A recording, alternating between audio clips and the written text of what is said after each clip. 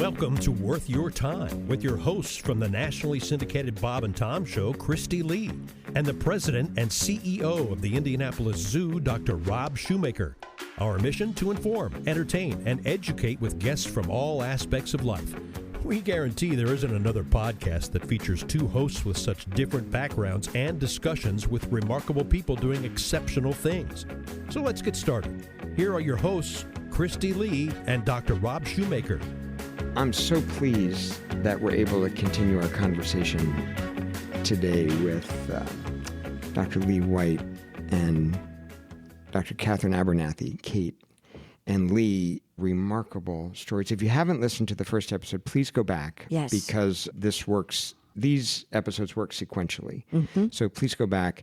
And when we last left off, we were about to hear the harrowing tale from Kate of her, I don't remember, Lee, how you described it, wrestling with a forest elephant, something like that. That's pretty much what it was. So Kate, regale us. Please. First of all, it's not a tale I'm particularly proud of, because one should never get oneself into a situation of wrestling with a forest elephant. That sounds like good advice. I like that. Yeah, try and avoid it. Really, your skill as a field biologist, you shouldn't get yourself into those situations. However, if you take out your friends and family on Boxing Day for a family walk, then you're maybe not concentrating, which again is a lesson I should have learned. But anyway, we were on a family walk on Boxing Day with our 3 children and a family of friends, parents and another child. So there were 8 of us walking through the forest, and when we got out of the car, we kind of heard some noise and thought an elephant had left. Turns out it had left, but then it had come back to a fruiting tree, which we'd taken about an hour's walk and walked a long way round. But then, of course, we were coming back to this poor elephant who thought that we'd left him alone. And my son, who was, 13, 14 at the time, so he didn't want to play by the rules. And I'm saying, come back, walk with the group. Suddenly he's making the sign of kind of big elephant ears around his head. Okay, it's an elephant, so come back. How many? Didn't know. He hadn't seen them. He just heard them in the bushes. Mm-hmm. So I said, right, move back away and I'll try and listen. But there was nothing. And that is a typical forest elephant strategy, that if they're a little bit frightened, they think humans are coming towards them, they'll freeze. They'll just go completely silent and hope that you walk past. But we didn't. We stopped. And so then it was a young male on its own, as it turned out. At the time, I didn't know. I thought it might have been a family. But he just started to trumpet and charge at me. And we were on a road, just a little Land Rover track through the forest, so not wide, but still, that they'll break cover and come out into an empty space is also a little bit unusual. So I'm still standing there, getting the family to move back. But I wasn't that worried. I thought he was going to stop, but he didn't. So as Lee said, you just don't know what's behind that. You don't know whether this is an elephant that's been traumatized, that's been attacked, that's seen bad things happen, or has heard on the grapevine that there's other aggression in the area. You just don't know. Anyway, for whatever reason, he came straight out of the bushes. At this point, he's 10 feet, 12 feet from me. Oh. Full charge. So at that point, with such a big group, normally I would have got behind a tree, but there's lots of people and you can lose them into the forest. And then the problem is you don't know where everybody is and you can't keep control of that. So I said to the kids to just run down the road, which they did. We've told them if we had ever said that to them, just go. And they did. And we started to run. And I still didn't think he really meant it. But an elephant runs entirely silently. It has got incredible movement in the sole of its foot. So it doesn't go slap, slap, slap, slap. It runs very quietly. And after about 10 yards, I looked around and it's right there. It's now 6 feet behind me. Oh. And unfortunately, at that point, our friend fell. I think he'd also looked over his shoulder and seen how close it was, and he had a big camera around his hip and he fell.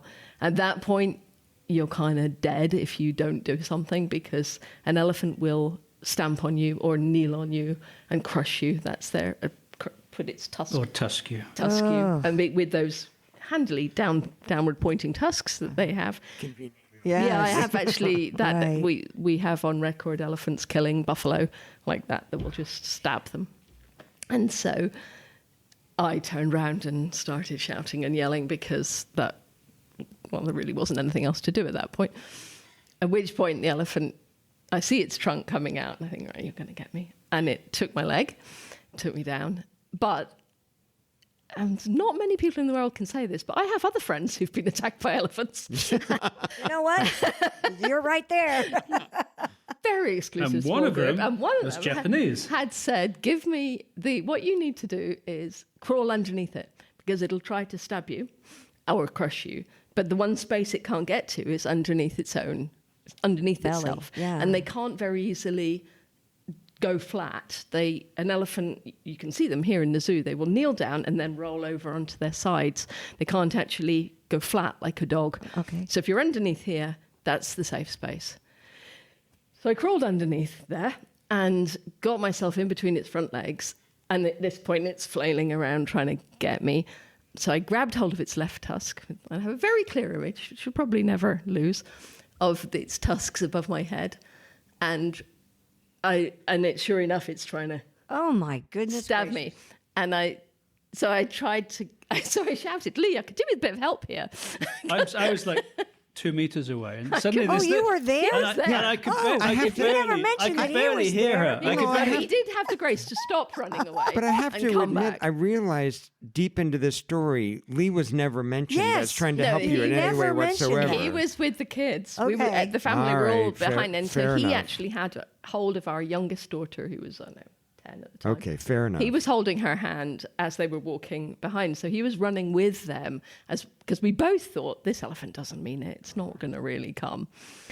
But when he saw our friend fall, he came back initially to help our friend stand up because he was right out on the ground. Yeah. And then I didn't know because I then got tangled up with the elephant. I didn't really know where Lee was. So, but he hadn't. she's run under away the and left elephant, me. Right? and I grabbing can't, the and I can't tusk. see her. I just know she's under the elephant, and I can see the elephant trying to go down with its tusks and stab her. And then this little voice came out, Lee, I could do with some help here. Which I do remember saying, but with hindsight, She thought was, I'd run away. I think. I did maybe think you weren't there, but you were. You said it like that. You didn't go, I think I maybe said it a bit louder. No, it was really quite. wow. Anyway, there wasn't a hell of a lot of help he could really give me at that point. But I was trying to hold the other tusk. I mean, an elephant is so strong, there's no way you can actually... It was just to stop it, like, getting me. And then that eventually annoyed it. Eventually. I mean, all this is happening in a number of seconds. And it was so annoyed with me trying to hold on to it that it reached its trunk round and just threw me. And it threw me, I don't know, to the bottom of those stairs. So it's that 5 meters, 6 meters. And She went about 6 yards. And, more than 2 yards up. It was. Oh. It was like a discus thrower. Wow. yeah, pretty much like that. Anyway, I landed on a rock, unfortunately, and had a mandrel bottom, a nice blue mandrel bottom for about a week after that, or maybe more. And in it, the hand that was in or holding onto its tusk was somehow jammed, and this whole arm got hyperextended and was kind of floppy. But it then stood up. Lee was right there, and it looked at him, and then it was like, no. Then it just turned around and went off into the bushes. Turned to me, and we looked at each other, And then it ran away. then it just ran away. Oh my goodness. That's a story. Boy, I don't have any story like that. You got a story like Not that? like that. No, Yeah. I don't. That's absolutely remarkable. Yes. I I was lucky and very unlucky and maybe not clever. And we should never have got ourselves into that situation. See, But- that's why I can't do your job. Yeah, Because I would want to pet the elephants. I would be that girl. You know, I would want to go, oh, that mandrel's so cute. Come here. You know, no, I could never. I I'd have be to. dead in a I have second. to say though, it actually sounds extraordinarily lucky Yeah. Yeah. when you consider you were literally underneath, grabbing its tusks. When I was Wow. underneath it, holding onto its two tusks, and I said, I got its tusk now, I got its other tusk. And Tomo, our Japanese friend, had said, you need to get in. I was like, right, I'm here. Now Now what? Yeah, he didn't tell you what to do after that, that did was he? the moment of real, actual fear. Was like, now I've done all the stuff, and now I'm still holding on to an elephant. But to have that clear mind How does this end? Oh my to even get to that point, I would be like, oh, Well, I didn't have too much time to think about it because it threw me away. But I did have that second of thinking, how does this end? Where do I go from here? well, I'm so glad you're with us. I think that was when I said I could do with some help. And you had the perspective, Lee, of watching the whole thing unfold, which must have been fairly terrifying. Yeah. As she said, it happened very quickly. There were 2 split seconds where I had to kind of make a call. One was, I was quite a way back with Elsa, our daughter, and when I saw our friend fall, there was a slight hesitation before running forwards towards the charging elephant. But I passed that test, Yeah. ran forwards, and then when Kate was wrestling with the elephant, I was there waving my arms and shouting, but it was making no impact whatsoever. And I decided that the only thing that I could do would be to go around the back and kick the elephant's backside, and maybe it would turn around on me. And I was gathering my strength, my courage to do that when she suddenly flew. Wow, remarkable. I think I was actually taking remarkable. a first step towards going to kick this elephant's bottom, and then suddenly Kate was airborne. And That's true love. You're going to kick an elephant for me. Kick the elephant. That is. So our daughter, who they disappeared over the horizon, and we were fine with that. And afterwards, I was like, I never knew I could run that fast. That's adrenaline, dear. it was like the bionic woman. Oh my yeah. goodness. Do any of your 3 kids do what you guys do? No. No. They're Okay. not. Interesting. I think, you never do you? You grow up with something, and that's just every day you want to do something different. Well, that's true, I guess. Yeah. Oh. So, Lee, today, speaking of forest elephants, at least I think certainly not the only species that has benefited because of your work, but one that you're uniquely identified with. How many forest elephants left in Africa today? Is there a good estimate? There are about between 150 and 200,000 forest elephants. In the last 40 years, we've lost 90% of the forest elephants to poaching. From about 2006, 7, 8, we had the second wave of elephant poaching in Africa. So back in the late 70s, 80s, people like Ian Douglas Hamilton, who was an Indianapolis prize winner, 2010. led the fight to save the African elephant from poaching. But that was particularly the African savanna elephant. And in that first wave of poaching, the forest elephants hidden in the forest were not that badly affected. It was the second wave from about 2005, 6, 7 onwards. We lost about 2/3 of the forest elephants in that 10-year period from about 2005 to 2015. And the only 2 countries that have managed to buck the trend are Gabon and Congo next door, the Congo-Brazzaville, the smaller of the 2 Congos. So the Democratic Republic of Congo in the last 20 years has gone from about 400,000 forest elephants to an estimated 5,000 today. Oh. In Gabon, a gentleman called Richard Barnes and a team of surveyors estimated the numbers of forest elephants back in 1990 at about 60,000. And when we repeated their survey in 2010, was it, or 2020? 2020, so 30 years on, we estimated 95,000. So despite the poaching, and we had big losses in at least one of our national parks in Gabon, but despite the poaching, Gabon had managed to maintain and even increase slightly its forest elephant herd. But that absolutely is an exception. And all across the rest of the Congo Basin, elephants have been slaughtered for their ivory.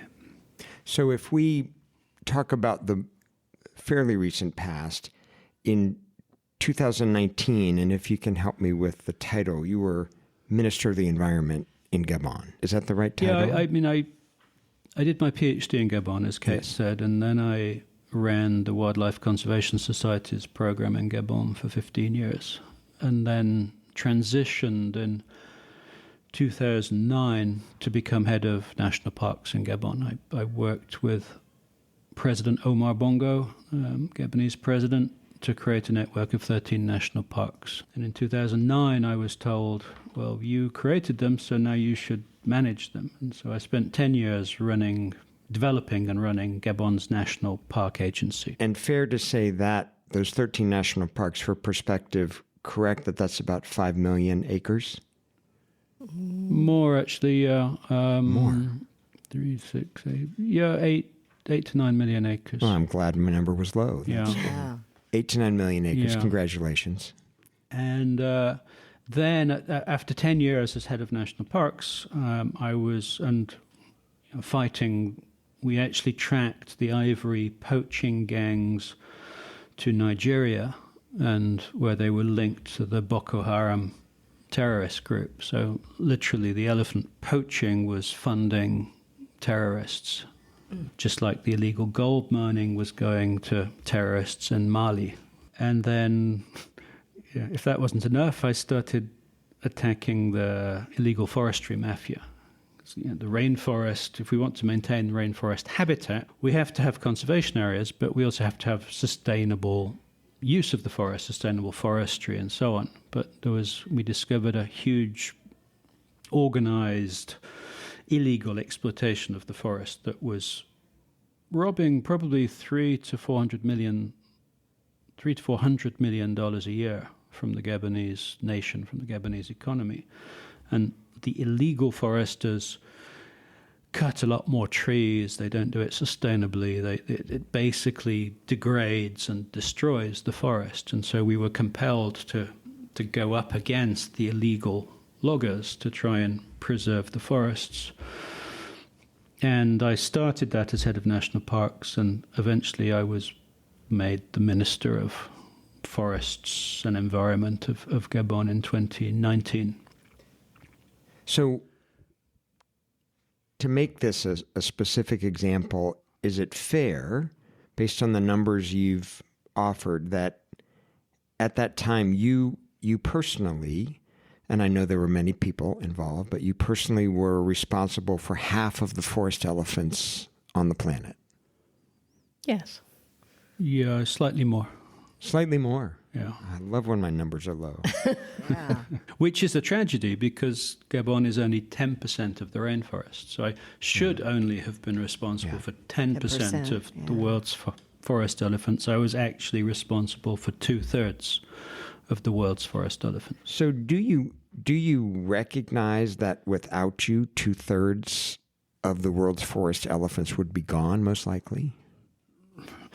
I mean, not without me, because obviously, as an individual, I couldn't have gone to war with Boko Haram and the poaching gangs and so on. I led. I was going to ask, is this just modesty, Kate? I led the charge in a way, but beside President Ali Bongo, who was absolutely engaged and gave me full support from the military and the intelligence systems and so on. And I led the charge knowing that somebody had my back and was looking after my kids and was doing all the science that enabled us to better manage the wildlife out there. But I certainly played an important role in saving those elephants, yeah. Of course you did. And Is that- now, I'm sorry. Well, is that how you would characterize it, Kate? It sounds awfully modest. I think these things are never alone. Of course. No No. conservation Of is course. ever done alone. But you do need a But, leader. There are people who play certain roles, and I think Lee did coordinate and take that leadership role, which was difficult. I mean, it was difficult for our family, but that's definitely what you do. I don't do the limelight, and I don't do the speech making and all that rest of it. Someone has to. It's not always comfortable. It's never comfortable to be in the firing line. He's had to go on political chat shows and get ripped apart by people who want different outcomes, and you've had to stand up to all sorts of political lobbying and arguments, and it's not my show. Somebody had to do that, and then that spearheads a campaign that requires tens or hundreds of people behind you actually out there. Have some incredibly brave rangers who will walk for days and weeks and put their lives in danger to actually carry out those strategies and those military operations that needed to happen to protect the frontiers and protect it. You're not just protecting elephants, as Lee said, you're protecting a whole criminal incursion into the country, which involves theft of gold, theft of ivory, trafficking of people, all sorts of incursion of drugs, just terrible things. So it's not as simple as just elephant protection. But yeah, I think without your leadership, the outcomes would undoubtedly have been different. And his leadership is, you know, we've moved on from that. Well, that's where we're going to go, because now we need to talk about that. Yeah. Because after all of that work in 2023, there was a major overthrow of the government. And where did that leave you, Lee? We had a military coup in Gabon in August 2023. So I was the incumbent Minister of Water and Forests and Environment and Climate Change and so on. We had an election, and as the election results were announced, the military moved and took the country over. And they then sold it internationally as a populist movement. And you know, it's happening all around the world. It was a Gabon for the Gabonese, and I am a adopted Gabonese, if you want, but quite obviously not an indigenous Gabonese person. I'm a white Gabonese person who was born in Manchester. So I in some ways, they made me the standard bearer for the non-Gabonese who were in the country, and they were quite unpleasant to me for a month or so. Kate had to organise a support network to try and get me out rather than see me languishing in a Gabonese prison. And after a month or so, I was released to... The way I like to think about it now is I was given a sabbatical. I'd been on duty for about 40 years. I'm 60 years old. I just got my free bus pass in Scotland, so I can go anywhere I want in Scotland. I can travel to the rainforests of Scotland on the bus, free of charge. There you go. I still feel like I have more to give in this fight for our planet, for the integrity of ecosystems and so on. And actually, post-coup, you know, it was a good coup in the sense that it was a bloodless coup. Some of the opposition politicians have said since that they would have been ready to provoke a civil war had they not won. And they didn't win the elections, but maybe they won the transition. And the current government seems to be respecting the environmental policies that were put in place. So the parks are there, the parks continue to be managed, the sustainable forestry initiatives continue to move onwards. And so in some ways it's the ultimate stress test of whether or not we achieved something sustainable. And whilst it hasn't all been plain sailing since the coup, it looks like things are going pretty well in Gabon still. So you're back in Scotland and I'm now right? liberated to think about how best to...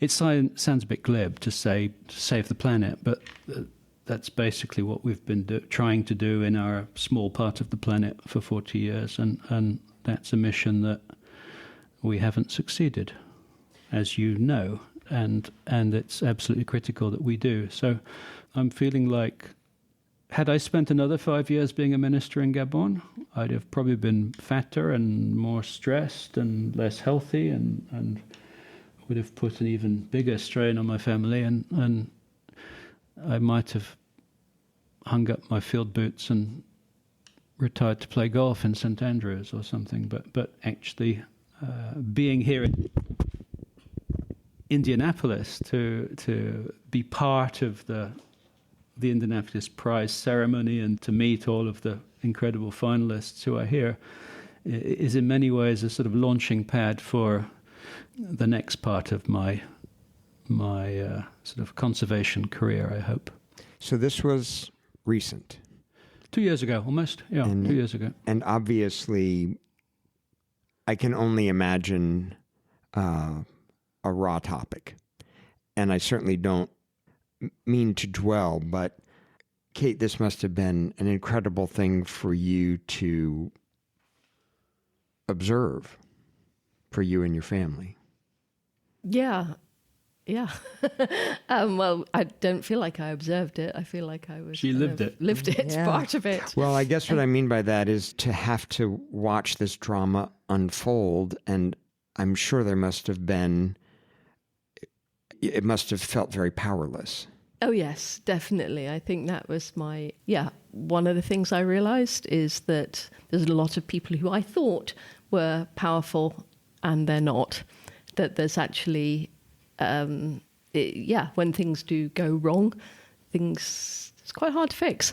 It's quite hard to shift. A big power shift like that does reset a lot of things. And as Lee said, it's a stress test for whether you've built real commitment and real legacy and real seeds of change within what you're doing. I mean, I've done a lot of science, but probably spent 3/4 of my time doing capacity building, training students, training eco guards, training tourist guides, training in all sorts of ways. And has that left a community that has the commitment and the skills and the belief in themselves to actually keep going? I mean, it was never just going to be us. You can't do anything on your own, ultimately. So now, we'll see. Kate wrote a paper. We wrote a paper about 4 or 5 years ago, Hungry Elephants, which was published in Science, which is one of the top journals.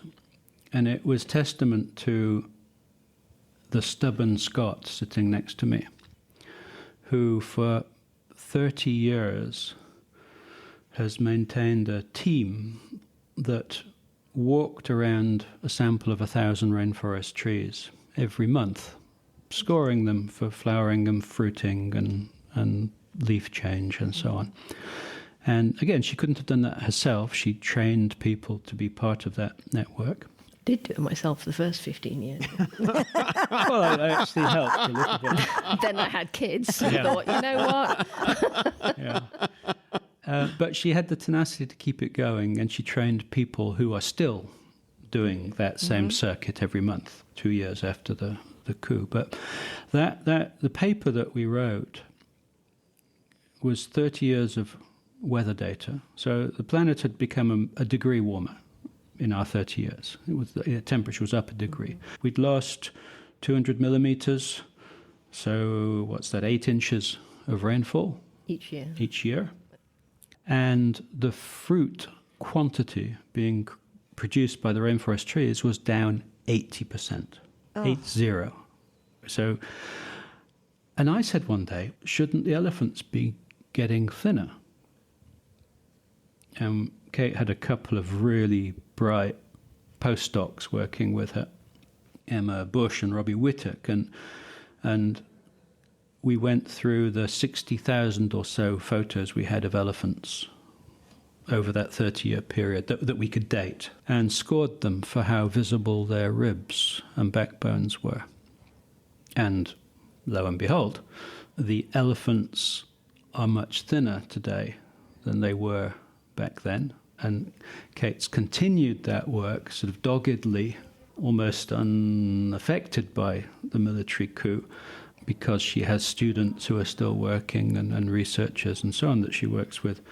And they've gone on to repeat studies I did when I was doing my PhD in 1990. So searching through elephant dung to quantify how much fruit was, how many seeds were in the dung, and that confirmed the data, and then looking at the frequency that the elephants are giving birth, and that's going down. And so because of climate change, the rainforests of the center of the Congo Basin are producing less fruit. The elephants are going hungry. And the reason we could tell that was because elephants don't have fur. Elephants are fruit eaters, but they don't have fur, so you can actually see the ribs and the backbone. Now, gorillas and chimpanzees have a very similar diet to elephants. I actually once published a kind of slightly spoof paper at the International Primatological Society, which was titled, "Should We Reclassify Forest Elephants as Apes?" And the argument was that apart from the fact they can't climb, but the diet is almost the same as a gorilla, and the social organization is very similar to a chimpanzee.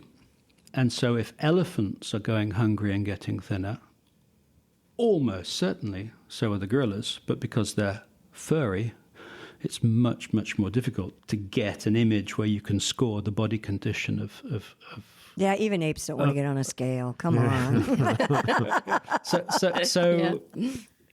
The fact that Kate's research network continues is absolutely fundamental, because if we had not published that paper, it's the only paper that exists where you've got 30 to 40 years worth of continuous data in a rainforest that demonstrates how the trees are responding to climate change and what the impacts may be on the wildlife, initially the wildlife that eats the fruits that the trees are producing.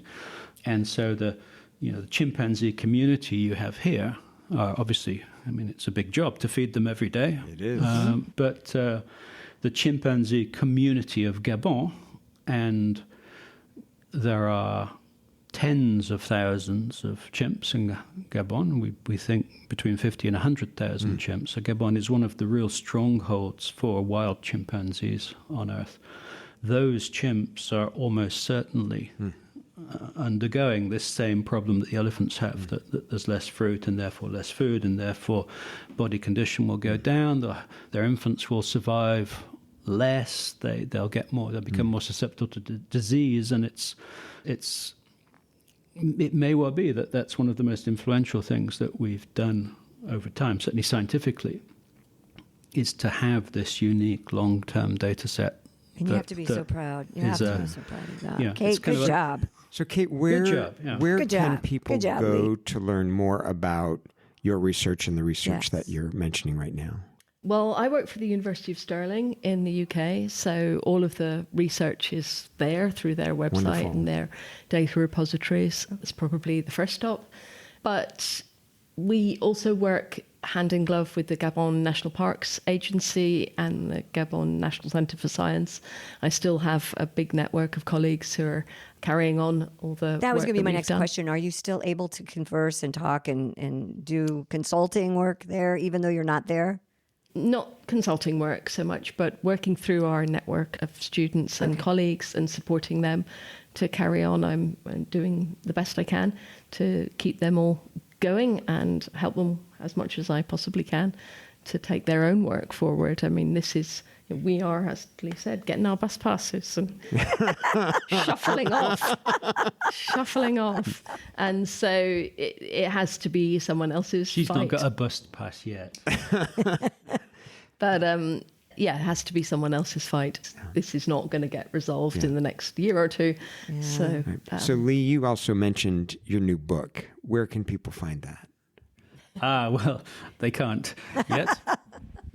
I sat down after the coup and after I escaped Gabon, and Kate will tell you it was probably therapy in some senses. I wrote for 4 months and had the equivalent of 760 printed pages, which is about as thick as Barack Obama's autobiography, but I'm not Barack Obama. Nobody's heard of me. So, and the second half of the book was apparently a bit of a rant.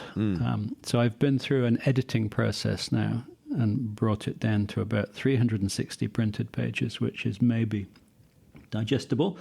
And it's... The few people who've read it have told me that it's great. I hope they're not just being nice. And I'm now looking around for a publisher. So I'm hoping that early next year. You have to keep us posted on that so we can let everybody know. Might be able to, but once it's out, maybe I'll bring a few copies and we can love it. I'd love to read it. We can chat about it. Well, what I can tell you is that part of being honored by the Indianapolis Prize is that the gala is only the first opportunity to amplify your work. So we have a commitment to stay involved, and you can guarantee that we will continue to promote your good work and your book when it comes out, as it surely will. And, we have a new, let's see the right way to say, we have a new phrase that we've started using this year about the Indianapolis Prize, and it is that nature needs heroes and the world needs to know their names. Yes. Lee James Taylor White, I want people to know your name. When I was a young lad, the only time my granny would call me Lee James Taylor was when I'd been very naughty. So I think Lee White might be a better way to go. I have no idea if you've been naughty or not, but Lee White, I want people to know your name. Kate Abernathy, I want people to know your name. You're both conservation heroes. Yes. It's very kind It's of been you. such a pleasure. What a privilege. Yes. Thank you. I know you guys have a busy, busy week, 4 days, however long you're here, and to take the time to talk to us is just an honor for us. Thank you. Thank you so much. Thank you. Likewise, an Thank honor you. for us to be here. Wonderful. Thank you. Well, Dr. Rob, I know we could have gone another hour. At least. Yes. That's a big topic, and I'm kind of choked up. It was a great conversation. Really appreciate both of you. Thank you Yes, for we being do. so open and honest, and it's our privilege to talk to you, to honor your work, and to honor you both. Thank you so much. So if you're listening to this, worth your time with Dr. Rob Shumaker and Kristi Lee, be sure and tell all of your friends where to find us. You can do it on all the podcast platforms, Apple, Spotify. You know how that works. YouTube. But YouTube. Yeah, we do all have YouTube. All our audio broadcasts are on TikTok, YouTube. Instagram. We're on all of that. Come on, check us out. Find Tell your us. friends. We need all the listeners. That's right. Because we need to make these people even more heroes than they already are. Amplify So their voices. that's right. Thanks, everybody. Thank you. You've been listening to Worth Your Time with Dr. Rob Shumaker and Kristi Lee. If you like what you hear, please give a review wherever you get your podcasts. And don't forget to tell your friends. Word of mouth is the best compliment. Thanks to our producers, Chris Spangle of Leaders and Legends, LLC. You can reach him at leadersandlegends.net. Also, thanks to Sophie Ritz. I'm Christopher Geisen. Thanks for joining us.